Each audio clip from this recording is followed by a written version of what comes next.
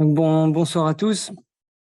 Pierre L'Huillier de la communauté de communes de l'île d'Oléron en charge du service énergie-climat. Donc on va commencer le 6e épisode de notre série Les Jeudis de l'énergie, donc un épisode qui va être dédié au solaire photovoltaïque.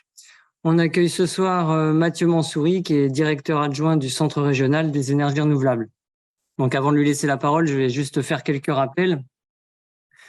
Les Jeudis de l'énergie, donc c'est un ensemble de 12 conférences que vous pouvez suivre donc soit en vidéo depuis chez vous, soit en présentiel au siège de la communauté de communes.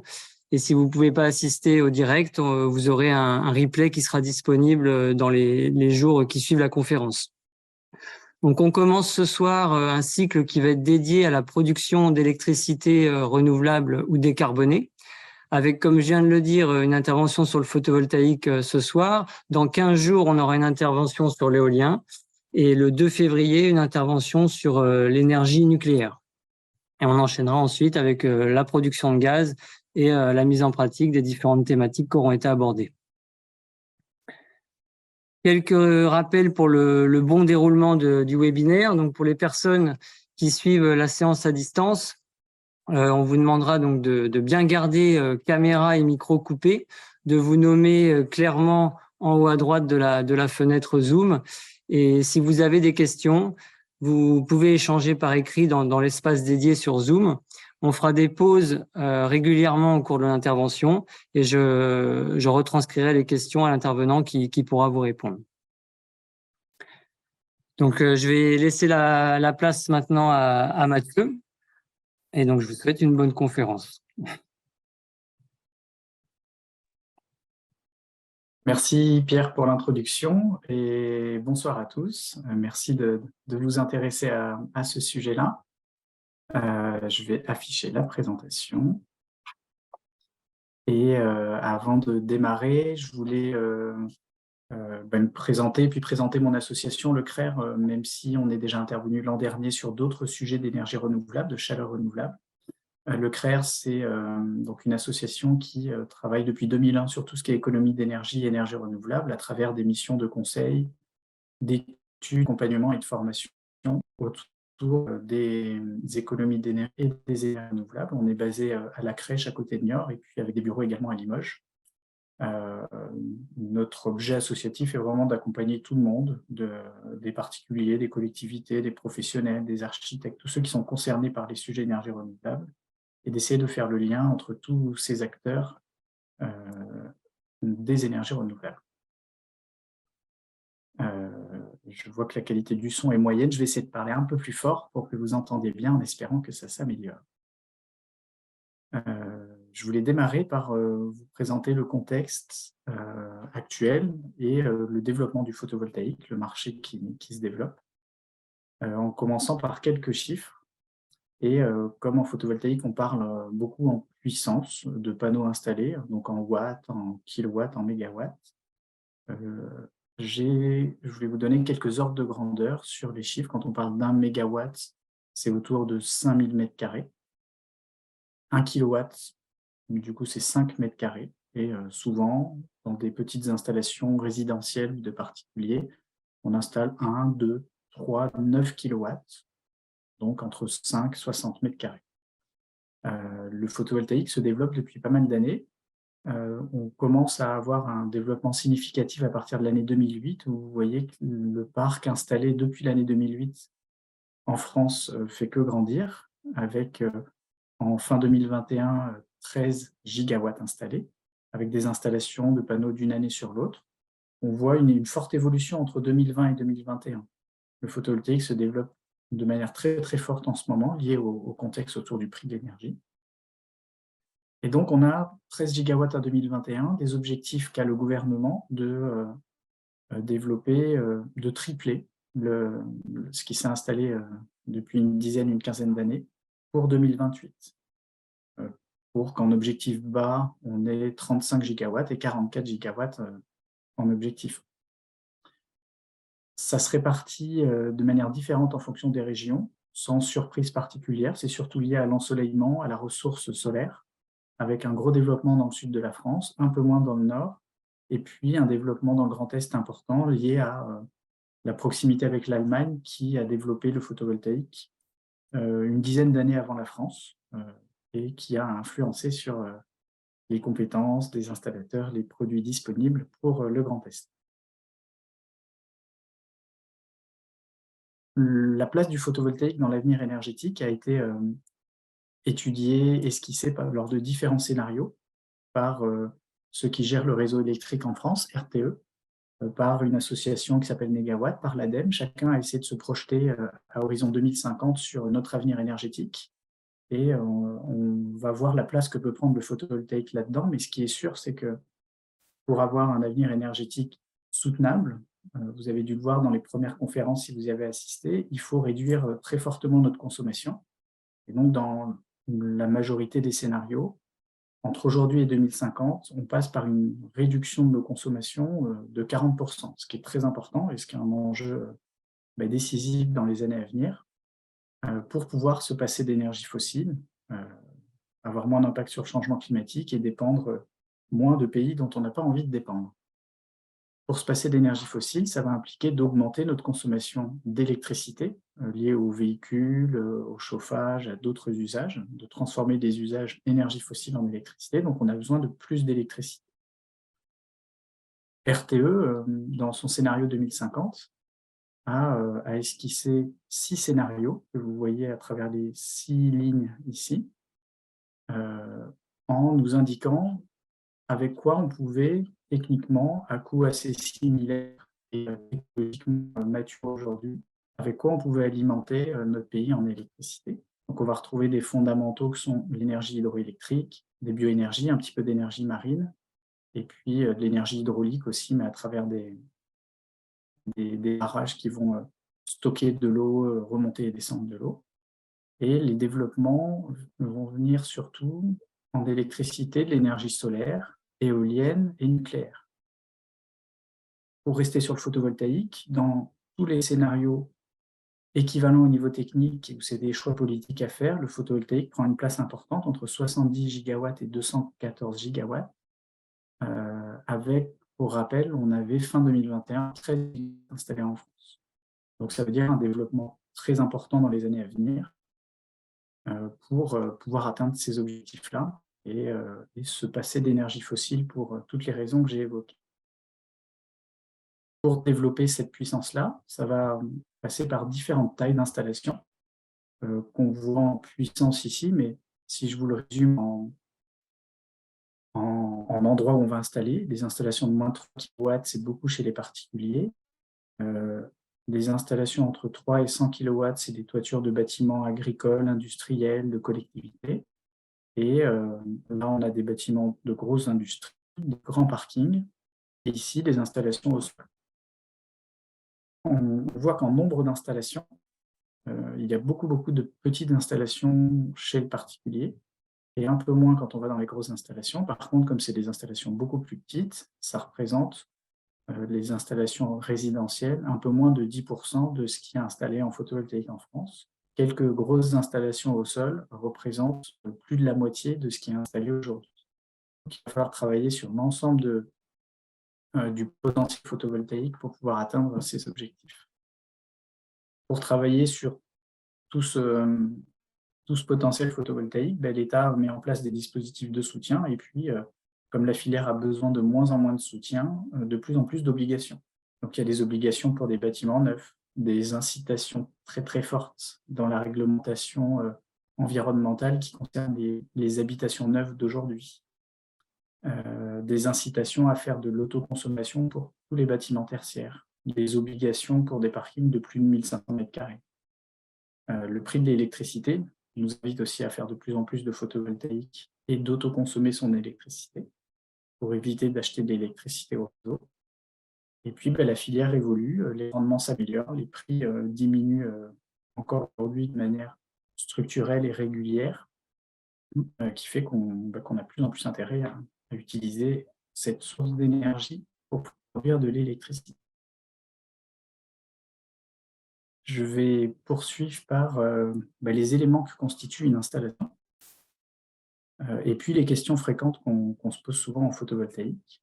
Alors d'abord, quand on réalise une installation, les panneaux vont utiliser la lumière pour les panneaux photovoltaïques pour la convertir en électricité à travers ce qu'on appelle un courant continu. Ce courant continu est pas le même que le réseau électrique. On va passer par un onduleur pour convertir cette électricité et la rendre compatible avec le réseau pour pouvoir accorder cet onduleur quand on est dans une habitation directement sur le tableau électrique de l'habitation. L'électricité qui va être produite va directement aller dans les appareils qui consomment dans la maison, s'il y a de la consommation. S'il n'y a pas de consommation, l'électricité passe par le compteur existant dans la maison et est vendue, injectée sur le réseau électrique. Donc ça, c'est important, on peut consommer, on peut avoir une partie de l'électricité qui est produite localement par notre installation, mais que s'il y a en même temps de la production et de la consommation. Par exemple, la nuit, on va continuer à acheter de l'électricité au réseau et l'été, quand on est parti en vacances et qu'il y a une forte production parce qu'il y a beaucoup de soleil, l'électricité est injectée au réseau parce qu'il y a peu de consommation dans la maison. Aujourd'hui, chez les particuliers, c'est les installations qui se font le plus. Les installations où on autoconsomme et on vend le surplus. On peut aussi vendre la totalité de l'électricité. Si je reviens, avant d'avoir toute cette installation, si je reviens aux panneaux, pour fabriquer des panneaux photovoltaïques, on utilise comme élément de base le silicium, qui est l'élément qui arrive à transformer la lumière en électricité. Donc on va le chercher dans des mines de silicium qu'il y a un peu partout sur la planète, puisque c'est l'élément le plus abondant sur la croûte terrestre, le silicium. Donc on le fait fondre pour faire des blocs qu'on va découper en tranches, qu'on appelle des wafers. Et sur ces wafers, on va mettre des fils électriques et une couche bleu foncé pour bien capter la lumière. Et c'est sur ces fils électriques que vont être produite l'électricité. Ces cellules, on va les mettre ensemble dans des panneaux ou des modules photovoltaïques qui font à peu près 1,80 m par 1 m dans les standards d'aujourd'hui et qui, eux, vont être après raccordés ensemble pour faire une installation qui produit de l'électricité. Ça, c'est les filières de fabrication des technologies principales au silicium cristallin, c'est sous forme de cristaux, soit monocristallin qu'on voit devant, c'est des cellules qui sont faites avec un seul cristal, ou polycristallin avec plusieurs cristaux derrière. C'est des technologies assez similaires l'une et l'autre, et qui représentent plus de 95% de ce qui se fait en photovoltaïque dans le monde. Il y a d'autres technologies, on peut faire du photovoltaïque avec d'autres éléments qui arrivent à convertir la lumière en électricité, mais aujourd'hui, c'est cette filière qui est la plus utilisée. Alors, les questions fréquentes qu'on se pose en photovoltaïque, la première, c'est sur le recyclage. Les panneaux sont recyclables, effectivement recyclés de manière volontaire depuis 2007. Et c'est une obligation depuis 2014. Et il y a une éco-contribution qu'on paye quand on achète un panneau et qui finance son recyclage futur. Et il y a un éco-organisme qui s'appelle Soren qui doit piloter et organiser cette filière de recyclage. Et donc, ils sont recyclés à plus de 94%. Il y a un peu de plastique qui n'est pas évident à recycler, mais sinon, un panneau, c'est essentiellement de l'aluminium, du verre, du silicium, de l'argent pour les fils électriques. Et donc, c'est recyclable et pas toxique. Il n'y a pas de problématique particulière. D'ailleurs, aucune terre rare en photovoltaïque. Des composés qu'on utilise beaucoup dans l'industrie électronique, qui ont des propriétés intéressantes pour l'électronique, mais il n'y en a pas dans les panneaux. On en retrouve dans nos téléphones portables, par exemple, qui sont ces terres rares beaucoup exploitées en Asie dans des conditions pas terribles et avec un recyclage pas facile, voire impossible. C'est pour ça que c'est un sujet qui est souvent évoqué. Mais en tout cas, donc, il n'y en a pas en photovoltaïque. Il faut un peu d'énergie pour fabriquer les panneaux et au bout d'1 an et demi, alors ça dépend de l'endroit où on le met, est-ce que c'est en Norvège ou est-ce que c'est dans le Sahara, mais en France, en moyenne, il faut à peu près 1 an et demi de production pour que le panneau rembourse l'énergie de sa fabrication. En termes de bilan carbone, on est assez similaire. Il faut un peu plus, il faut 3 ans parce que la majorité des panneaux sont fabriqués en Asie c'est à peu près 90% des panneaux, et avec une électricité ou une énergie qui est beaucoup avec des centrales à charbon, donc avec un bilan CO2 qui est un peu moins bon. Et ce qui fait que ça double par rapport au bilan énergétique, le bilan carbone d'un panneau. Mais ça reste assez satisfaisant, 3 ans, quand on regarde la durée de garantie des panneaux et de fonctionnement, où les fabricants garantissent que, enfin, la majorité des fabricants, que les panneaux fonctionnent encore à 80 à 92% de leur puissance de départ au bout de 25 à 30 ans. Il y a souvent des questions aussi sur les pompiers qui craignent les panneaux photovoltaïques. Donc, ils sont informés depuis 2011. Alors, il faut former tous les pompiers, ça prend toujours beaucoup de temps, mais depuis 2011, il y a des consignes sur comment intervenir en cas d'incendie sur un bâtiment où il y a du photovoltaïque, des précautions à prendre, le fait qu'ils peuvent arroser de telle ou telle manière. Donc, il y a des directives là-dessus et pas de difficulté. Et comme je l'ai abordé avant, ce n'est pas la solution dans le contexte énergétique qu'on a, le photovoltaïque, mais ça fait partie d'un ensemble de solutions qui passent par de la réduction des consommations tout à l'heure et le développement d'autres types d'énergie renouvelables pour pouvoir s'adapter au mieux aux besoins. Et notamment, il y a un usage pour lequel le photovoltaïque n'est pas du tout adapté, c'est le chauffage. Donc, ce n'est pas du tout une solution pour vos factures de chauffage, parce que le photovoltaïque produit 75% du temps hors période de chauffage, l'été. Et donc les 25% de production pendant la période de chauffage font que le photovoltaïque n'est pas facilement destiné à cet usage-là, où on va retrouver d'autres énergies comme de la géothermie, du bois énergie, d'autres choses pour ce type de chauffage.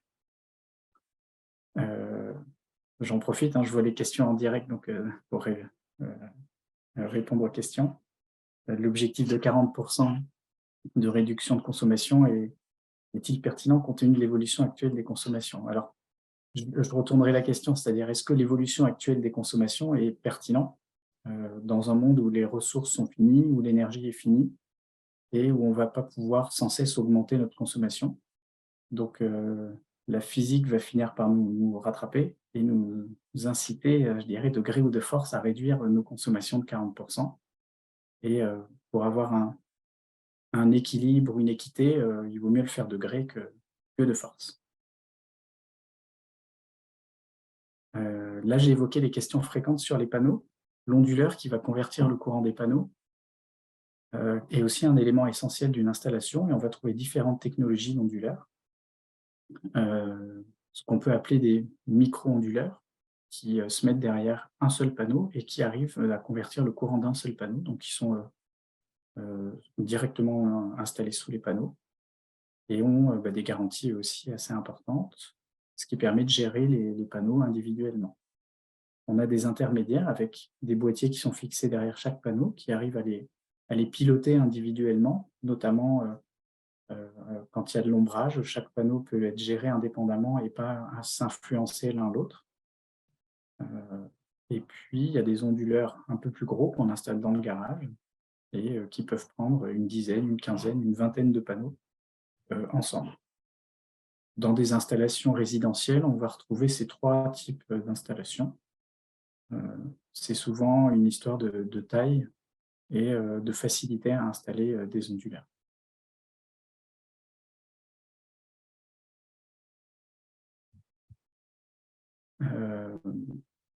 Je vais reprendre la parole, Mathieu. Vas-y.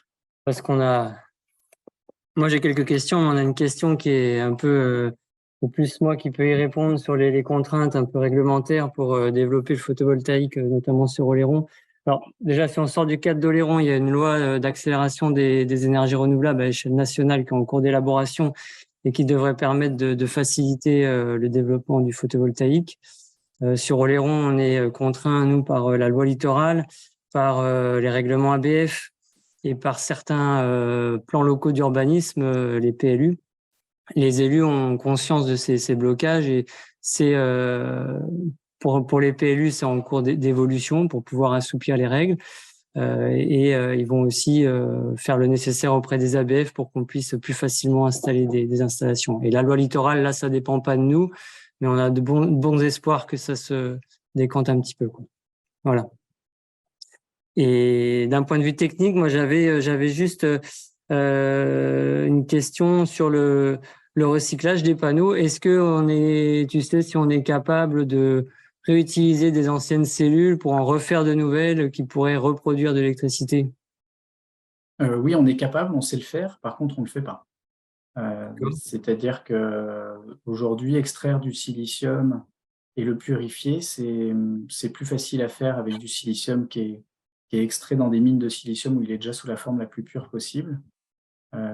Et repurifier du silicium recyclé demande pas forcément les mêmes technologies de machines et de purification.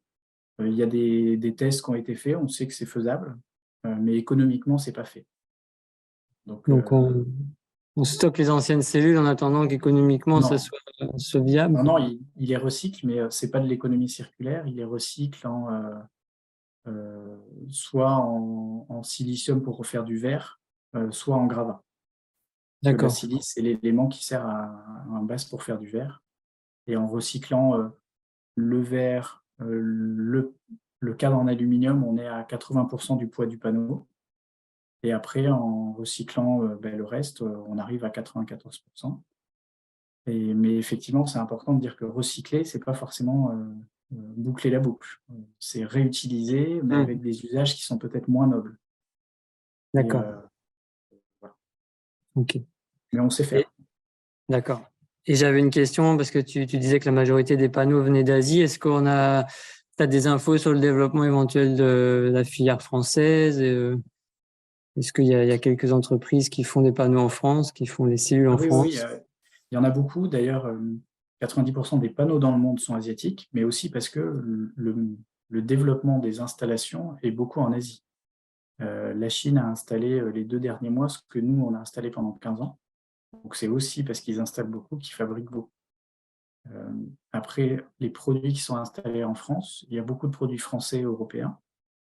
Euh, et donc, on a 7 fabricants français de panneaux photovoltaïques et peut-être une vingtaine de fabricants européens. Donc, il y a une filière française. Et, euh, et donc, pour qu'elle se développe, il faut qu'il y ait un marché intérieur. Et donc, il faut continuer à soutenir ce marché intérieur pour que la filière puisse se développer. D'accord. Et Ok. le fabricant le plus proche d'Oléron, c'est à Nantes. Et puis après, à Châtellerault, où il y a des fabricants de panneaux. D'accord. Ok. Bon, bah, écoute, tu peux Ouais, continuer. je poursuis. Et puis, n'hésite pas à m'interrompre avec des questions si besoin.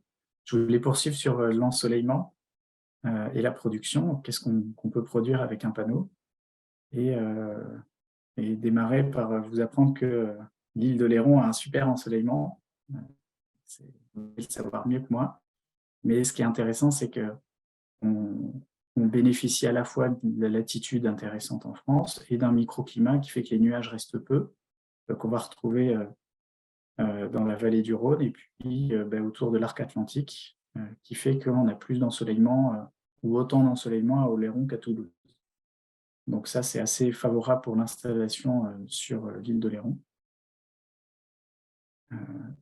Et après, pour qu'un panneau récupère bien cette énergie, il faut mettre au sud, et puis de préférence avec une pente autour de 30 degrés pour capter 100% du rayonnement solaire. Si jamais on s'écarte du sud, il faut essayer de rester entre le sud-est et le sud-ouest pour ne pas avoir beaucoup de pertes. Et on peut aussi mettre des installations à l'est et à l'ouest, mais il faut rester dans ce cas-là assez plat. On peut s'incliner, parce que plus on s'incline, quand on est à l'est et à l'ouest, plus on a de pertes. Et puis éviter des installations verticales où elles vont moins bien capter le soleil. Donc on a une latitude assez importante. L'orientation et l'inclinaison de la maison influent sur la production, mais ce n'est pas un critère principal pour savoir si on peut faire du photovoltaïque ou pas.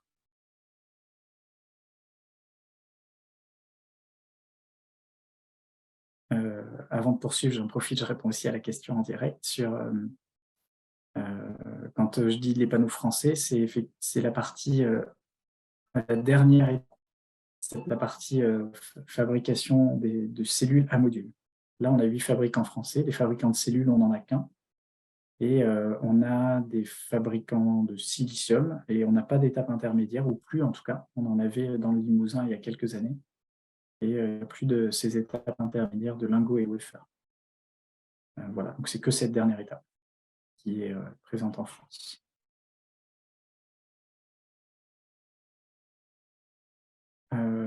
Ensuite, je vous ai fait un exemple avec des ordres de grandeur et des chiffres clés sur une installation qui serait à Doluce-d'Oléron, par exemple, avec un toit en tuile de 15 degrés. C'est souvent 15 degrés, 30% ce qu'on trouve sur de la tuile. Installer 3 kW crête de panneaux, qui est la puissance en plein soleil des panneaux photovoltaïques. Ça représente 13 à 16 mètres carrés à peu près. Ça peut produire à peu près 3900 kWh par an et ça correspond à 6 à 8 panneaux. Sachant que ces 3900 kWh par an, c'est à peu près la consommation annuelle d'une famille de 4 personnes. Donc c'est pour ça que cette puissance est souvent intéressante, même si, encore une fois, la production n'intervient pas forcément au moment de la consommation. Ce n'est pas parce qu'on produit l'équivalent de sa consommation que toute l'électricité reste sur place et nous fait des économies, parce que quand on ne peut pas la consommer directement, il faut l'injecter sur le réseau. Je poursuis sur des aspects réglementaires économiques.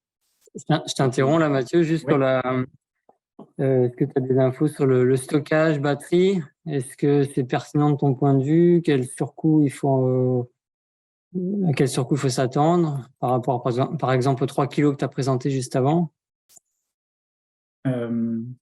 Alors, je présenterai des ordres de grandeur économiques un peu plus tard, mais aujourd'hui, il n'y a aucun intérêt économique à avoir une batterie. Ça peut changer dans les années à venir en fonction de l'évolution du prix de la batterie. Donc, pas d'intérêt économique, et puis un intérêt collectif assez limité, parce que au moment où on produit de l'électricité, collectivement, nationalement, on en a besoin, au moment où le solaire produit, à midi. Et donc, ça n'a pas trop de sens de stocker pour priver notre réseau collectif d'électricité au moment où il en a besoin. En fait, on investit dans une batterie qui oblige de lancer des centrales à gaz ou à charbon ailleurs. Donc, c'est un peu dommage. Même si on a souvent envie d'être le plus autonome possible en stockant son électricité. Je ne trouve pas que ce soit le plus pertinent aujourd'hui. Et justement, là, sur la notion d'autonomie, les installations que tu as présentées, la raccorder au réseau, en cas de coupure du réseau, est-ce qu'on peut produire de l'électricité et la consommer chez soi? Si on a une tempête sur Oléron et qu'il y a du soleil, est-ce qu'on peut continuer, qu'on a une coupure de réseau, est-ce qu'on peut continuer à être alimenté par nos panneaux photovoltaïques? Alors, ça dépend du matériel. Il y en a. Alors, le matériel, déjà, il se coupe du réseau quand le réseau est défaillant. Et ensuite, il y en a aujourd'hui qui arrivent à fonctionner, mais comme le soleil va être variable, on ne peut pas alimenter grand-chose quand on n'a pas de batterie, par exemple. On n'est Et dans pas ce cas-là, indépendant du réseau. ouais, c'est ça. Et dans ce cas-là, on peut mettre une petite batterie, pas forcément pour stocker jour-nuit, mais pour alimenter un circuit secouru quand il y a une coupure. Dans ce cas-là, la batterie n'est pas forcément dimensionnée pareil et pas très très chère, et permet d'alimenter, par exemple, le circulateur d'une chaudière, d'un poêle, et d'avoir et le frigo. Et vraiment 2-3 usages vraiment indispensables, le temps que le réseau revienne, en espérant que la tempête dure pas trop longtemps. D'accord. Merci. Je te redonne la parole. Ça marche. Alors voilà ce qui peut se passer sur une journée, par exemple. Là, vous avez en rouge une consommation, en jaune la production photovoltaïque, et on voit qu'il y a des moments où production et consommation sont en adéquation, c'est le vert, et c'est l'autoconsommation. Le jaune, c'est le moment où il y a trop de production et où on injecte au réseau, ou alors on stocke, hein, comme on a dit, mais je vous invite à injecter au réseau. Et le rouge, c'est ce qu'on continue à acheter à notre fournisseur d'électricité.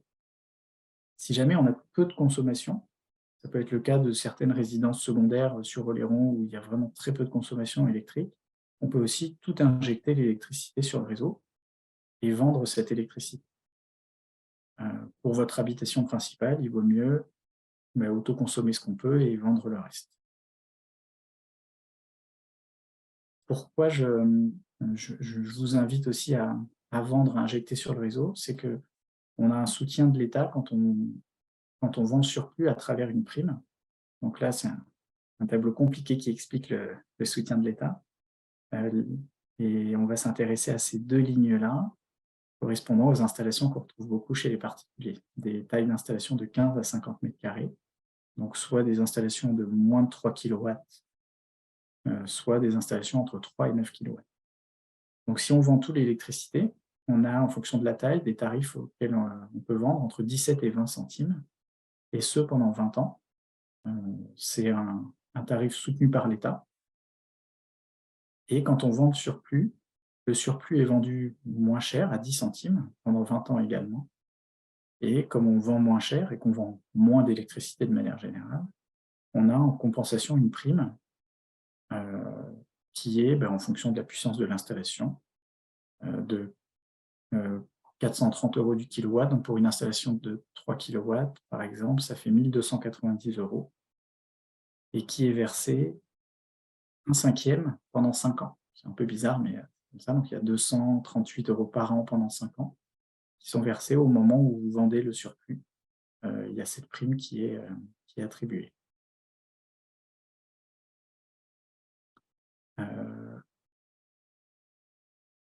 Et pourquoi il est intéressant d'autoconsommer? Parce que le tarif de soutien d'électricité photovoltaïque par l'État est de plus en plus bas, parce que le prix des panneaux est de plus en plus bas, donc il y a besoin de moins de soutien. Et puis parce que le prix de l'électricité qu'on achète, nous, est de plus en plus haut. Là, je vous ai illustré à travers les rectangles bleus les augmentations successives au fur et à mesure des années qu'on a eues sur le prix de l'électricité, entre 0% certaines années et jusqu'à 7% d'autres années, qui nous ont fait monter et presque doubler le prix de l'électricité en 15 ans. Et ça, c'était avant la situation particulière et récente qu'on a.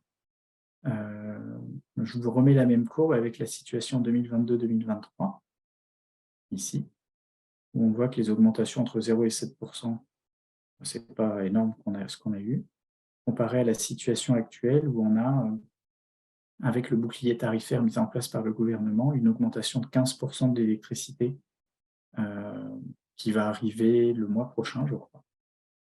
S'il n'y avait pas eu le bouclier tarifaire, il y aurait eu en 2022 une augmentation de entre 40 et 50%, et une augmentation de 120%. Et ça, c'est pour les particuliers. Ces augmentations, on les voit pour les collectivités, certaines collectivités et certains professionnels.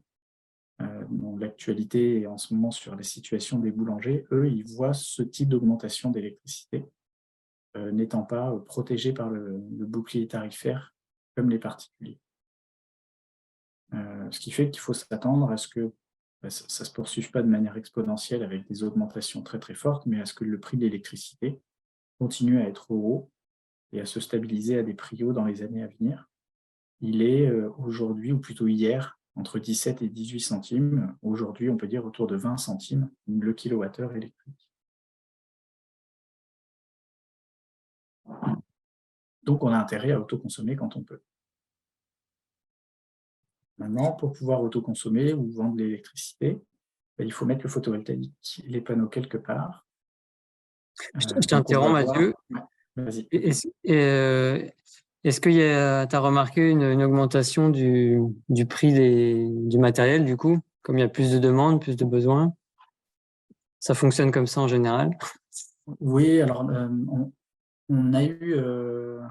alors déjà, ça fait que de baisser depuis des années. Hein. Une installation de 3 kW, il y a une quinzaine d'années, ça valait 30 000 €, et maintenant, on est 3 fois moins cher, voire encore moins cher. Mais là, on a eu des augmentations de prix, mais qui ne sont pas liées à la demande, qui sont liées à l'augmentation du transport, l'inflation, les tensions qu'on a eues sur des matières premières, ce genre de choses, et qui fait qu'en ce moment, les prix ont tendance à rediminuer. Mais ce n'est pas évident d'avoir une vision à long terme, mais on sait que structurellement, ça descend en photovoltaïque, lié notamment à l'augmentation des rendements. D'accord. Ok. J'en profite pour regarder une question. Dans le cas d'une voiture électrique, est-il possible d'utiliser des batteries de la voiture comme stockage tampon pour son autoconsommation dans la maison? Pas encore. Enfin, voilà, il faut attendre qu'il y ait une réglementation correcte entre l'habitation du véhicule électrique, des bornes de recharge et qu'on puisse le faire, mais c'est un stock important qui peut être valorisé. Et encore une fois, dès que la réglementation nous autorise à faire ça, de manière systématique, il faudrait que ça puisse être fait dans un intérêt collectif. Que par exemple, au moment où on a notre véhicule électrique branché, soit qu'on puisse autoconsommer, soit qu'on puisse décharger la batterie pour notre consommation au moment des pics éco-watts, par exemple, où collectivement on a besoin d'électricité, quitte à être rémunéré pour ça. Mais bon, tout ça, c'est à mettre en place par le réseau, l'État, pour essayer de valoriser des choses qui servent collectivement et qui ne servent pas juste à garder son énergie pour soi. Le matériel va continuer à baisser, hein, mais de manière structurelle, mais conjoncturellement dans l'année à venir. Je ne sais pas trop comment le matériel va évoluer en termes de prix. Il y a beaucoup trop d'incertitudes de tous les côtés. Mais voilà, comme les rendements augmentent d'1,5 point par an, toute augmentation de rendement fait qu'on utilise la même matière pour produire plus d'électricité. Donc ça fait baisser le prix de l'électricité photovoltaïque. Où est-ce qu'on met nos panneaux? Beaucoup sur des toitures. On peut les mettre aussi au sol. La particularité au sol, c'est qu'on n'a pas ce soutien lié à la vente d'électricité et aux primes. Donc, on fait que des toutes petites installations ou alors il faut avoir de grosses consommations. Ça, c'est important à noter. Il n'y a que les installations sur toiture qui bénéficient de tarifs aidés de vente et des primes. Et sur toiture, si on a une toiture terrasse, on peut poser des panneaux sur la toiture terrasse et les lester. Alors, il faut que la toiture puisse supporter le panneau et les lestes, mais c'est assez facile à faire. Enfin, ça s'analyse, mais on peut le faire. Ce qui se fait beaucoup, c'est de la surimposition, on appelle ça, on se met au-dessus de la couverture. Et puis, ce qui peut se faire dans certaines situations pour des raisons esthétiques, des secteurs sauvegardés ou d'autres raisons, c'est de l'intégration, où là, c'est les panneaux qui font aussi office de couverture d'étanchéité à travers des rails, des recouvrements, de l'emboîtement et différents systèmes de panneaux d'intégration. Voilà. Ce qui se fait le plus, c'est vraiment cette partie surimposition. Justement, un petit détail sur comment ça se fait. On retire quelques tuiles, on met une patte de fixation sur la charpente en dessous, un chevron par exemple ici, et ensuite on remet les tuiles autour, ce qui fait que sort entre deux tuiles une patte de fixation, comme ici ou là, sur laquelle on met un rail, et sur ce rail viennent être fixés les panneaux.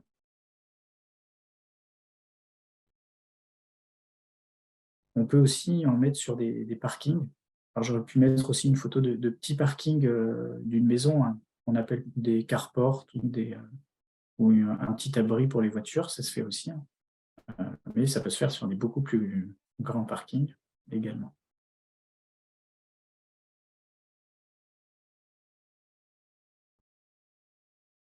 Pierre, je fais une pause si tu as des questions aussi.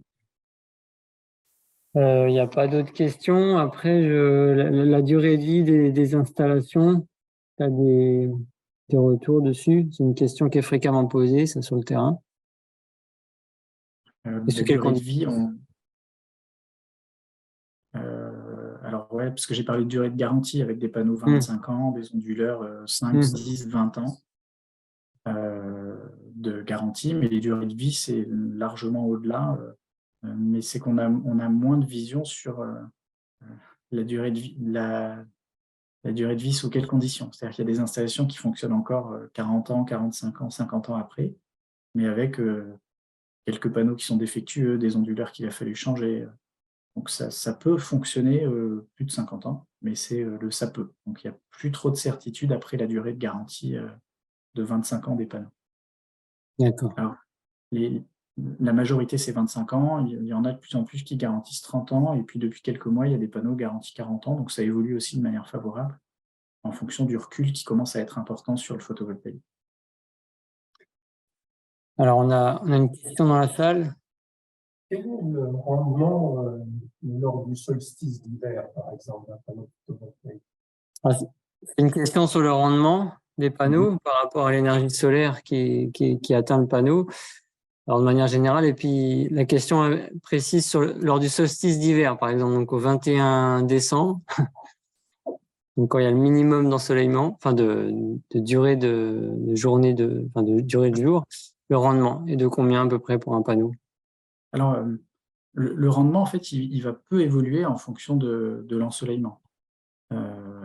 Et il est à peu près de 20% sur un panneau. Il arrive à convertir 20% de la lumière en électricité, le reste repartant en lumière qui est réfléchie ou alors en chaleur. Donc il y a 20% qui part en électricité. Il est influencé ce rendement par la température. Paradoxalement, plus il fait chaud, plus le rendement baisse. Et donc il peut être de 19, 18, 17% s'il fait chaud. Et la différence qu'on a au solstice d'hiver, c'est qu'on a juste moins d'énergie sur le panneau. Moins d'énergie puisque le soleil est plus bas, les journées sont plus courtes et avec pas beaucoup de chance, il y a des nuages, en hiver, il y a beaucoup de nuages.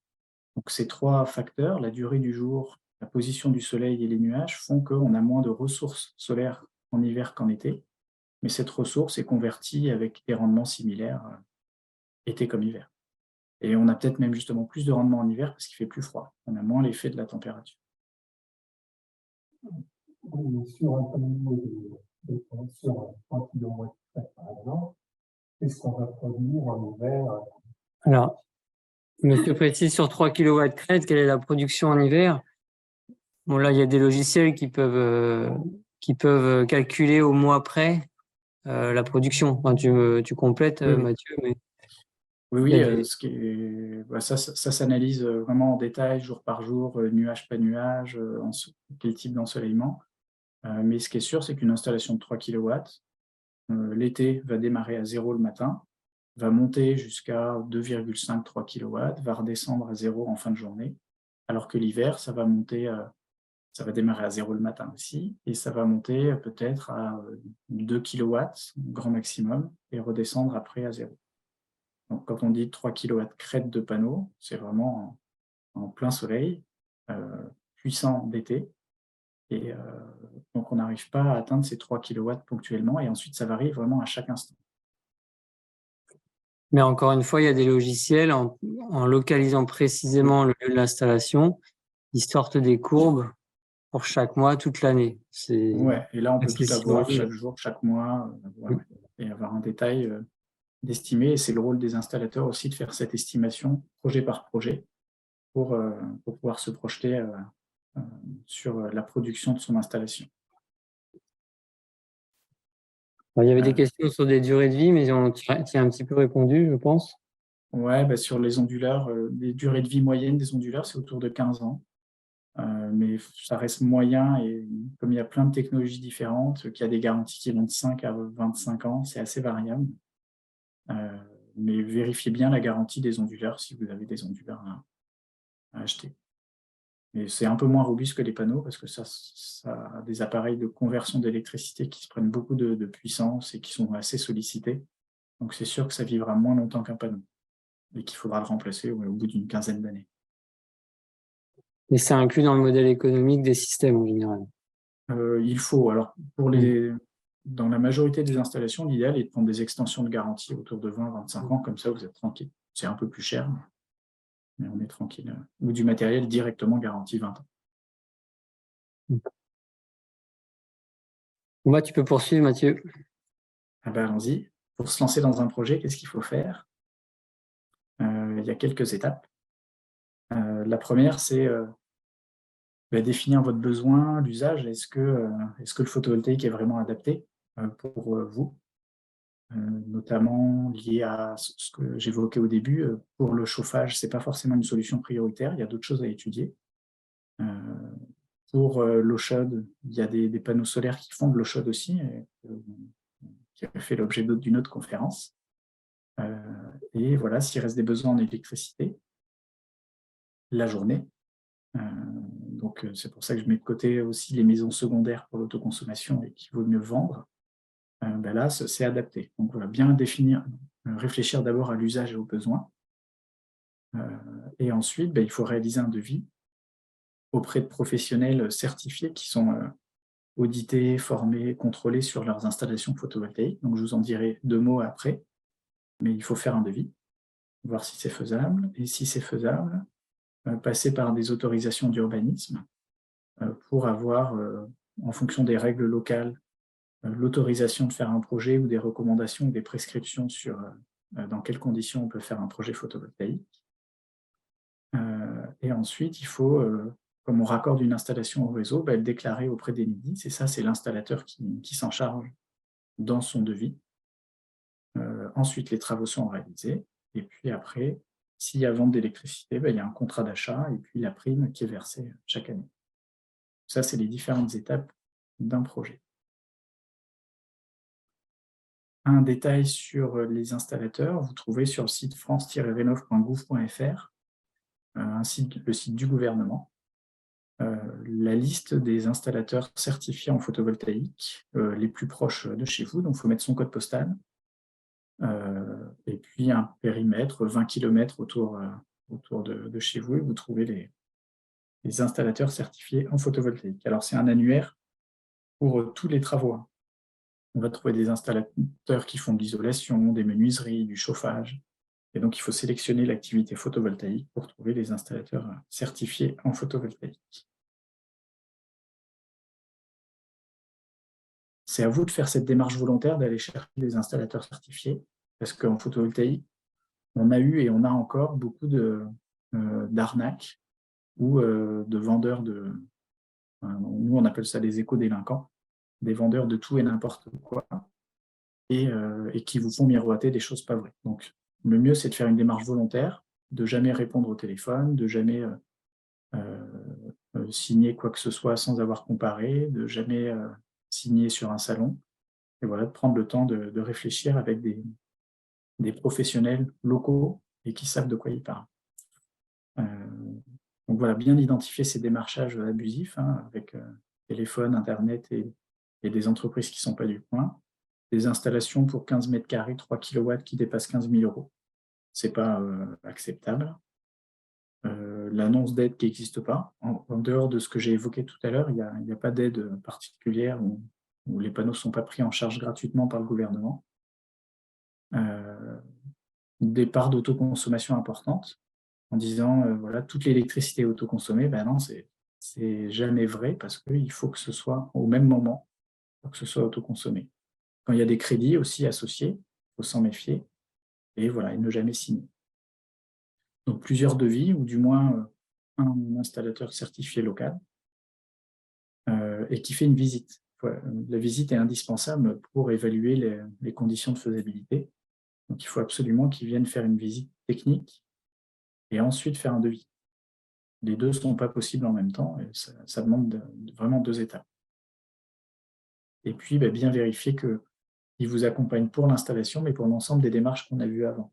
La partie urbanisme, raccordement et toutes ces démarches associées.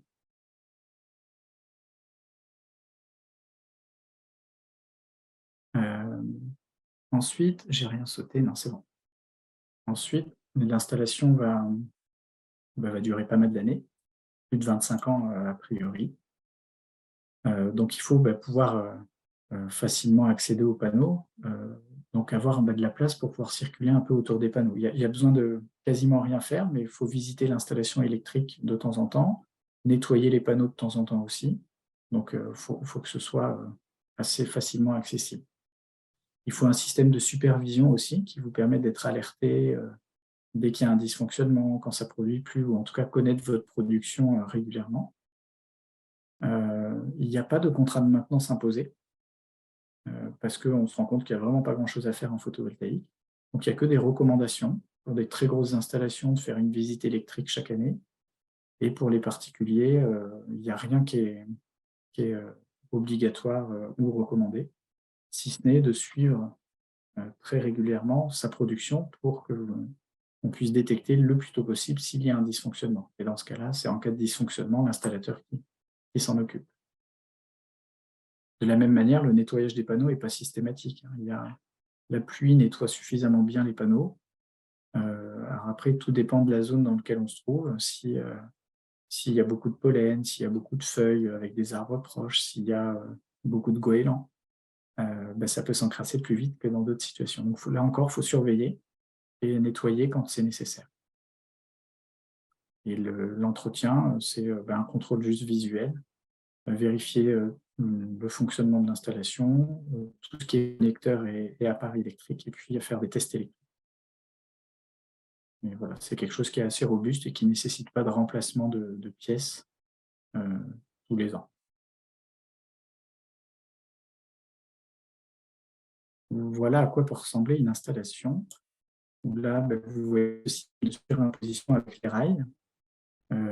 Les pattes ont été posées, les rails ont été posés. On voit des appareils électriques, là, c'est des micro-onduleurs qui sont posés en attente d'avoir des panneaux par-dessus. Et ces micro-onduleurs sont raccordés entre eux. Et il y a un fil qui va redescendre vers le tableau électrique pour pouvoir raccorder l'installation. Donc là, c'est en cours de chantier. Voilà, on voit la circulation des câbles sur une installation.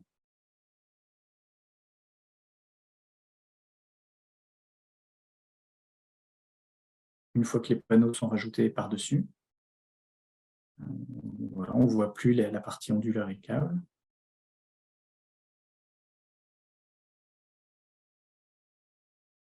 Donc là, c'est bien, on a un peu toutes les tailles d'installation. Une installation, celle-ci, elle doit faire peut-être 50 mètres carrés. Et celle-ci, c'est une installation de 3 kW, 15 mètres carrés.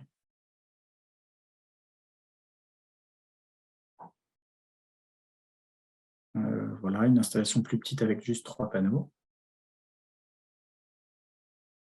Il n'y a pas de problème de surpoids pour ce type d'installation sur des habitations par rapport à la charpente?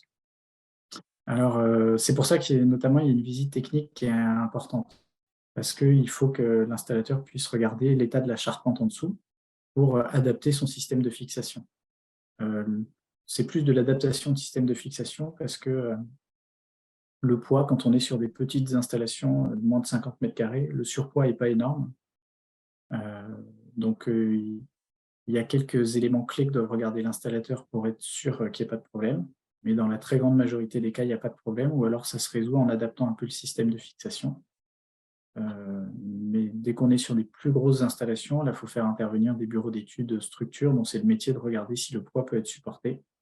Mais voilà, chez le particulier, il n'y a pas de difficulté à ce niveau-là. En tout cas, l'installateur doit détecter s'il y a une difficulté et prévenir.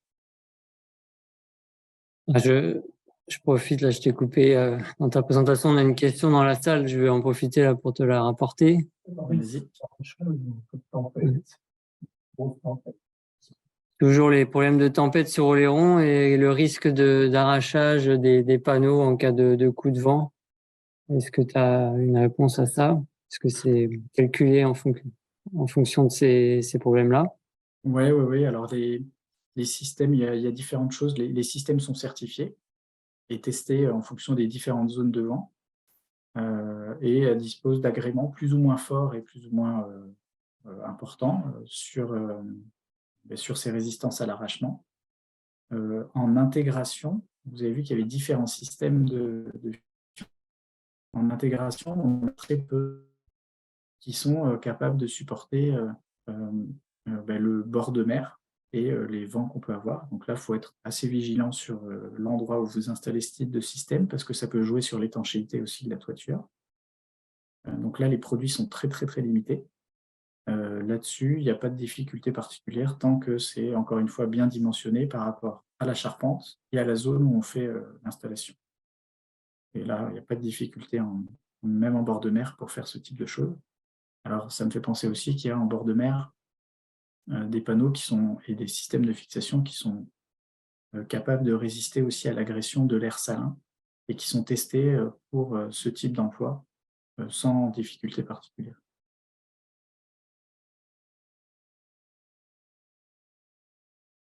J'en étais là. Oui, sur un exemple d'ordre de grandeur d'investissement, d'économie, de vente d'électricité sur une installation de 3 kW, 15 mètres carrés, qui est un standard qu'on retrouve beaucoup en photovoltaïque, donc par un installateur certifié sur une toiture tuile, ça vaut entre 7 000 et 10 000 euros. Voilà, c'est en fonction des difficultés d'accès. Est-ce qu'il y a les panneaux sont tous ensemble sur un même endroit, est-ce que la maison est plein pied ou pas, où est-ce qu'est le tableau électrique, enfin, les différentes difficultés, les différents produits aussi. Donc voilà, ça peut varier entre 7 à 10 000 €. La production est, on l'avait vu tout à l'heure, autour de 3 900 kWh. Et si on autoconsomme 35%, donc là, ça dépend vraiment de est-ce qu'on est chez soi la journée, de l'usage, du nombre de personnes et des appareils électriques. Donc là, je suis relativement prudent et en fonction de la consommation, on peut autoconsommer plus, mais en moyenne, on est à peu près 35% de l'électricité qui est autoconsommée. Donc ça fait une économie de à peu près 273 € la première année et qui va évoluer avec le prix de l'électricité. Ça fera des économies plus fortes d'une année sur l'autre.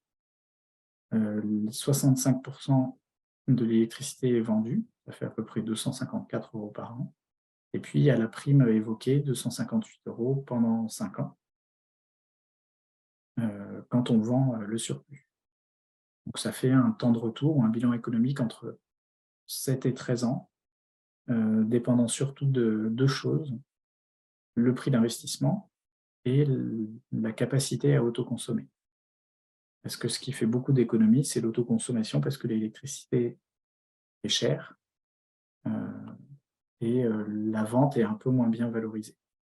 Donc si jamais vous avez très peu de consommation comme cette personne-là, vous pouvez installer un peu moins de panneaux. Si vous avez plus de consommation, un peu plus de panneaux. Et 3 kW est un seuil qui s'utilise souvent parce que dès qu'on dépasse 3 kW, il vaut mieux installer beaucoup plus de panneaux parce qu'on a une TVA à taux réduit jusqu'à 3 kW. Donc soit on installe 3, soit on monte assez haut, 5, 6 pour avoir un effet d'échelle. Mais sinon, on est souvent invité à s'arrêter à 3 kW.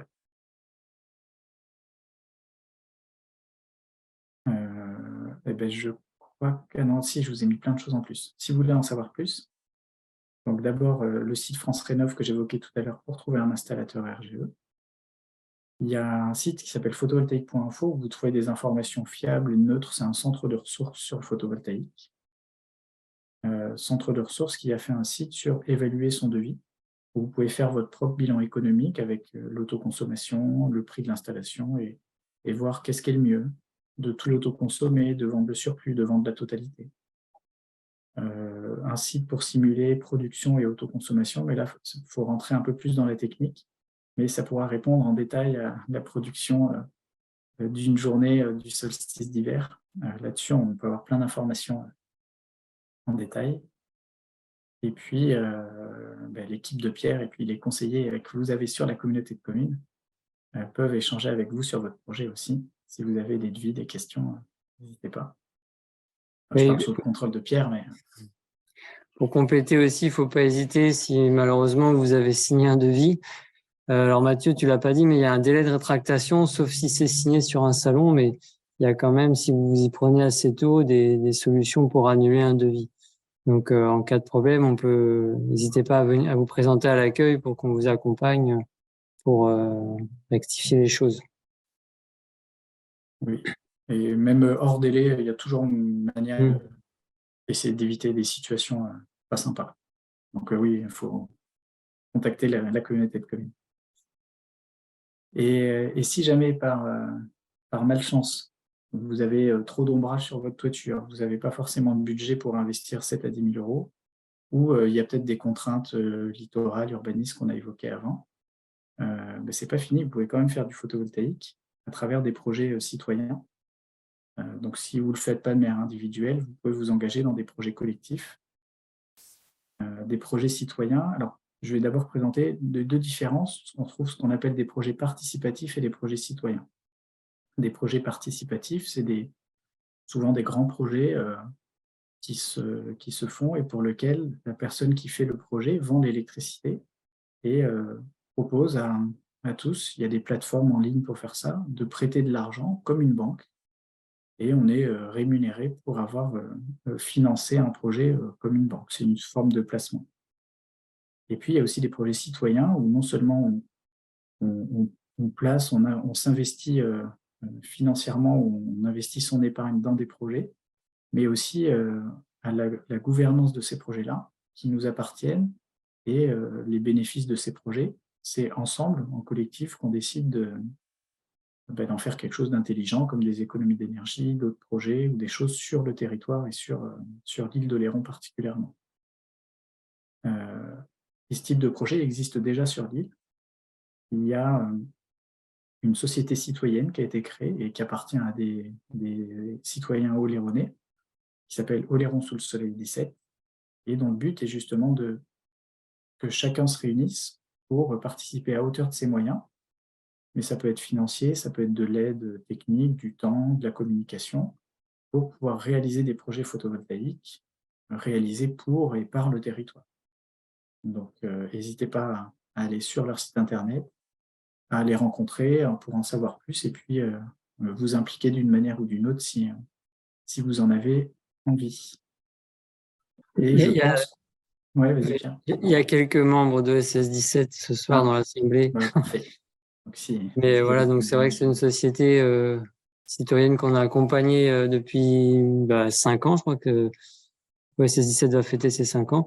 Et donc, il y a un certain nombre d'installations en production, un certain nombre de projets dans les cartons sur le territoire. Et donc, c'est une société qui fonctionne bien et que vous pouvez rencontrer sur des forums ou à des événements qui sont organisés toute l'année.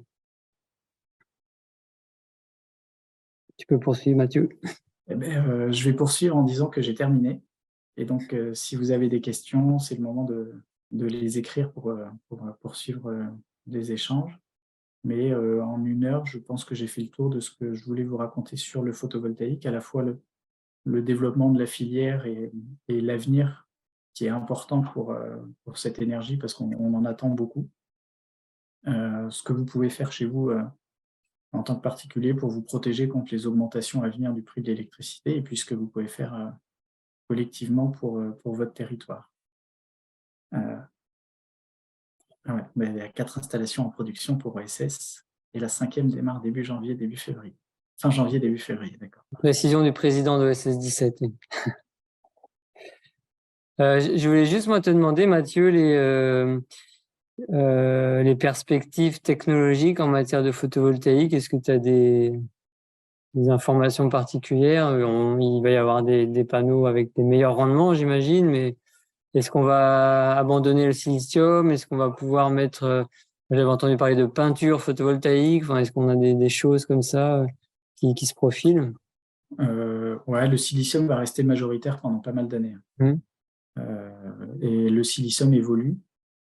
Notamment, ils arrivent à faire des cellules qui produisent des deux côtés, avec des panneaux qui ont des couches de verre à l'avant et à l'arrière, donc qui permettent de produire des deux côtés de manière assez facile. Des cellules où ils mettent différents types de silicium les uns au-dessus des autres pour faire différentes couches et augmenter les rendements.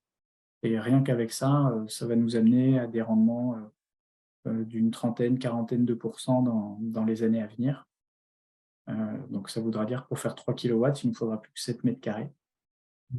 Donc ça va devenir intéressant. Il y a des panneaux toujours au silicium qui vont pouvoir être souples. Alors ça existe déjà depuis des années, mais là ça va revenir de manière économiquement intéressante.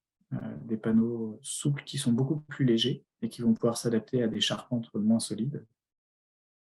Ça, c'est les évolutions à venir. Et puis après, mais ça c'est à plus long terme, il y a d'autres technologies de semi-conducteurs donc qui arrivent à convertir la lumière en électricité comme le silicium, qui vont venir et qu'il va falloir étudier après en bilan global quel est le matériau, quelle est la ressource, quelle est la toxicité, le recyclage, pour voir si ça va prendre et la durée de vie, pour voir si ça va prendre une importance significative. Et là, ce qui est assez prometteur et où il y a beaucoup d'augmentation de rendement ces derniers temps, c'est un matériau bizarre qui s'appelle le perovskite. Voilà. Bon, j'en sais pas plus, donc je vous en dis pas plus. Mais apparemment, il y a des augmentations de rendement très fortes dans les dernières années de recherche qu'il y a pu y avoir. Voilà. Sinon, je pense qu'il ne faut pas attendre des révolutions technologiques pour passer à l'acte sur tous les sujets de l'énergie. On n'a pas besoin de d'innovation technologique pour prendre en compte tous les enjeux qu'on a autour de nous et réduire sa consommation, mettre un max d'énergie renouvelable et avancer avec les objectifs de 40% de réduction de consommation qui sont déjà un, un bel enjeu devant nous. Donc, il ne faut pas attendre.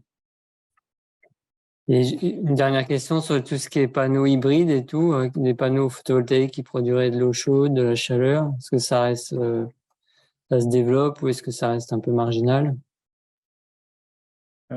C'est un peu marginal parce que il faut trouver un installateur qui soit certifié et compétent en plomberie, ventilation, chauffage, ouverture, électricité, qui ne court pas les rues. Et puis, il y a 2 fabricants en France de ce type de produit-là. Et donc, ça veut dire qu'on dépend forcément d'un produit. Et pour du remplacement, si jamais il y a des difficultés, c'est peut-être moins évident. Et c'est aussi qu'il y a, pour faire de l'eau chaude, il y a des capteurs solaires thermiques qui font très bien le boulot, avec des bons rendements.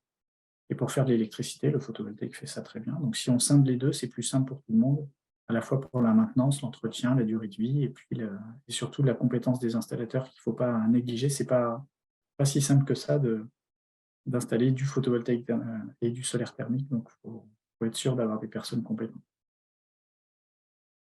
Dernière question dans la salle. Oui, j'ai vu des publicités d'une société FHE qui produit un système de transformation d'électricité qui permet de conserver l'électricité en chaleur par un échange calcium et sel, je pense, échange chimique, et de le rendre en chaleur morte. Vous connaissez ça, ça s'appelle une... Est-ce que tu as entendu parler d'un système de conversion et de stockage de l'électricité qui s'appellerait Inelio? C'est assez spécifique comme question. Et qui fonctionnerait comment? J'ai pas entendu le détail. C'est un échange chimique, électricité. L'électricité est convertie en chaleur qui est stockée. L'électricité est convertie en chaleur qui est stockée. C'est un échange chimique. Non, ça demanderait à être regardé de près. Ouais. Bah écoute, je te ferai passer les informations si vous en détail. Tu peux répondre. Je transmettrai avec plaisir. Et puis, ouais, il y a plein de systèmes plus ou moins simples et intéressants à plus ou moins grande échelle sur du stockage, du lien entre électricité-chaleur, chaleur, hydrogène, gaz. En fait, d'utiliser tous les vecteurs, les manières de transformer, de transporter de l'énergie. Et chez le particulier, il n'y a pas grand-chose de plus, à ma connaissance, que des batteries ou alors piloter ses charges pour faire fonctionner en même temps que le soleil. Donc, c'est changer un peu ses habitudes de consommation. Piloter son chauffe-eau électrique, hein, ça peut être ça, pendant les périodes de production solaire et pas pendant les heures pleines, heures creuses, qui sont d'ailleurs à peu près au même prix en ce moment. Et c'est voilà, à peu près tout, mais après, à plus grande échelle, plutôt industrielle, des outils de stockage, de pilotage pour gérer des pointes de consommation ou de production. Là, il y a effectivement plein d'initiatives dans tous les sens pour gérer nos réseaux intelligents de demain. D'accord. Et une dernière question, on te libère après. Je vous écoute. Oui, quand est-ce que ça va se libérer au point de vue des monuments historiques? Parce que j'ai eu le plus grand mal du monde à installer un petit CES et je n'imagine pas ce qu'on va me répondre si je veux faire une demande pour des panneaux photovoltaïques. Ah, c'est une question, encore une fois, qui est sur le règlement ABF. Alors, quand est-ce que ça va s'assouplir, le règlement ABF? J'ai pas de réponse précise. J'espère qu'on va entamer la modification des règlements. Après, je peux pas dire. Voilà, j'ai pas de date précise. Mais au moins, ça va être lancé, je pense. Oui, puis ce qui est sûr, c'est que les technologies photovoltaïques évoluent aussi pour essayer de s'adapter un peu au paysage en termes d'intégration, en termes de couleurs, là, il y a plein de produits possibles pour essayer d'avoir quelque chose d'un peu plus esthétique, en tout cas au regard des exigences des architectes des bâtiments de France ou d'autres règles d'urbanisme. Et eux aussi, dans leurs recommandations, leurs prescriptions, évoluent, se rendent bien compte de l'importance que ça va prendre. Mais voilà, chacun avance à son rythme. Des fois, c'est pas évident d'avoir des injonctions contradictoires de tous côtés, mais je suis sûr on va arriver assez vite à ce que ça puisse se libérer sur plein d'endroits. Et on se donnera rendez-vous dans quelques années, mais j'aimerais bien que dans 20 à 30 ans, ce soit l'architecte des bâtiments de France qui nous dise bah, ici, il y avait du photovoltaïque avant, vous remettez du photovoltaïque, il n'y a pas autre chose. Et quand on en sera là, ce sera parfait. Bon, on espère aussi. Dernière question, Serge. Donc, pour une question d'information, il y a une entreprise en France qui fabrique des wafers, c'est Soitec, S-O-I-T-E-C. Elle a une usine à Grenoble, mais surtout pour les photovoltaïques, c'est l'usine de Singapour. Ok, D'accord. apparemment, tu as entendu, Ouais, c'était aussi. j'ai entendu, D'accord. et c'est noté. Bon, Je parfait. garde cette référence. Bon, on va te libérer. Mathieu, merci beaucoup pour la présentation. C'était très clair, très complet. Et moi, je suis toujours étonné par l'ampleur de tes connaissances. Tu as répondu parfaitement à toutes les questions avec un calme olympien. Donc, c'est toujours très agréable de t'écouter. Et merci à toutes les personnes qui étaient présentes. Et donc, je vous donne rendez-vous dans 15 jours pour une intervention toujours du CRER, mais sur la technologie éolienne. Bonne soirée, à dans 15 jours. Merci. Merci de revoir. votre attention. Bonne soirée. Au revoir.